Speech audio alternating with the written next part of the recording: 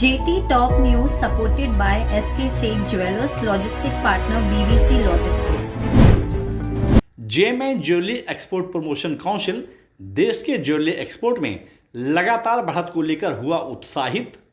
प्रधानमंत्री नरेंद्र मोदी द्वारा दिए गए जेएमआई ज्वेलरी एक्सपोर्ट का टारगेट साल के अंत तक हो जाएगा पूरा। ज्वेलरी पर अनिवार्य हॉलमार्किंग के चलते ग्राहकों को अब मिलेगा एक स्टैंडर्ड लेवल का सोना। अनिवार्य हॉलमार्किंग होने से देश भर के ग्राहकों में बढ़ा सोने के प्रति विश्वास। BIS देश भर में कर रही है आकस्मिक निरीक्षण। हैदराबाद शहर के 70 शोरूम से लिया गया ज्वेलरी सैंपल।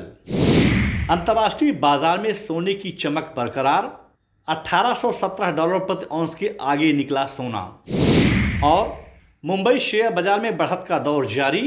करीब 1% की बढ़त के साथ बंद हुआ सेंसेक्स और निफ्टी। आप देख रहे हैं JT टॉप न्यूज। पेश है ज्वेलरी इंडस्ट्री की अपडेट खबरें।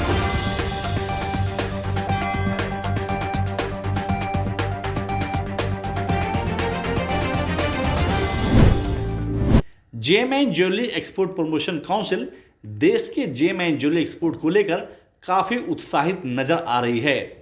JMI jewellery export promotion council के प्रेसिडेंट कोलिन शाह ने देश भर में लगातार बढ़ते एक्सपोर्ट को लेकर काफी खुश नजर आ रहे हैं। कोलिन शाह ने सरकार को भरोसा दिया है कि वह वित्त वर्ष 2021-22 में प्रधानमंत्री द्वारा दिए गए टारगेट को आसानी से हासिल कर लेंगे। याद रहे कि प्रधानमंत्री नरेंद्र मोदी ने जेएमआई ज्वेलरी एक्सपोर्ट का टारगेट $44 बिलियन और टोटल एक्सपोर्ट का टारगेट $400 बिलियन का रखा है। देश में ज्वेलरी पर लागू अनिवार्य हॉलमार्किंग के चलते ग्राहकों को अब एक स्टैंडर्ड लेवल का सोना मिलेगा। ज्वेलरी पर लागू अनिवार्य हॉलमार्किंग के कारण ग्राहकों में पिछले कुछ दिनों से सोने की शुद्धता के प्रति काफी विश्वास बढ़ा है। मलाबार गोल्ड एंड डायमंड के चेयरमैन अहमद MP ने अनिवार्य हॉलमार्किंग के संदर्भ में कहा है कि देश में ज्वेलरी पर लागू अनिवार्य हॉलमार्किंग होने से देश भर के ग्राहकों के अंदर ज्वेलरी के प्रति विश्वास बढ़ेगा, जिसके चलते आने वाले दिनों में ज्वेलरी के सेल्स में भारी बढ़त देखी जा सकती है। देश भर में ज्वेलरी पर अनिवार्य हॉलमार्किंग लागू किए जाने के बाद अब BIS देश भर में आकस्मिक निरीक्षण कर रही है। BIS हैदराबाद ने शहर के 70 शोरूम में ज्वेलरी के HUID का सैंपल इकट्ठा किया है, जिसे जांच के लिए BIS लैब भेज दिया गया है। BIS के अधिकारियों के अनुसार अगर जांच में कोई ज्वेलर्स दोषी पाया गया तो उसके खिलाफ कानूनी कार्रवाई की जाएगी। केंद्रीय वित्त मंत्री निर्मला सीतारमण ने इलेक्ट्रॉनिक गोल्ड रिसिप्ट को काफी सुरक्षित बताया है।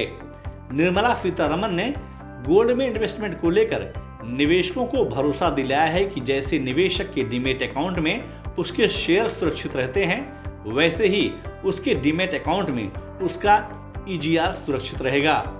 और जब इन्वेस्टर को फिजिकल गोल्ड की जरूरत होगी तो वह इसे आसानी से गोल्ड में तब्दील कर सकता है। कारोबारी सप्ताह के दूसरे दिन यानी मंगलवार को अंतर्राष्ट्रीय बाजार में गोल्ड स्पॉट की कीमत में काफी हलचल देखने को मिली। दिन भर की ट्रेडिंग के दरमियान गोल्ड स्पॉट की कीमत में करीब $5 प्रति औंस से अधिक की बढ़त देखने को मिली। पूरे दिन भर के कारोबार के बीच गोल्ड स्पॉट की कीमत $1817 प्रति औंस के आसपास कारोबार करता देखा गया। बाजार विशेषज्ञों के अनुसार आने वाले दिनों में सोने और चांदी के दामों में उछाल देखा जा सकता है। अंतर्राष्ट्रीय बाजार की गतिविधियों को देखते हुए मुंबई, दिल्ली, कोलकाता, चेन्नई, कर्नाटका और अहमदाबाद के शराफा बाजार में मंगलवार को सोने और चांदी की मांग में उछाल देखने को मिला। बाजार में सोने और चांदी के दामों में उतार चढ़ाव के बीच मुंबई सराफा बाजार में शुद्ध सोने के दाम $124 प्रति 10 ग्राम की बढ़त के साथ 48,190 रुपए के स्तर पर कारोबार करता दिखा, जबकि शुद्ध चांदी $290 प्रति किलो की बढ़त के साथ 62,592 रुपए के स्तर पर कारोबार करता हुआ दिखाई दिया। कारोबारी सप्ताह के दूसरे दिन यानी मंगलवार को मुंबई शेयर बाजार की शुरुआत बढ़त से हुई।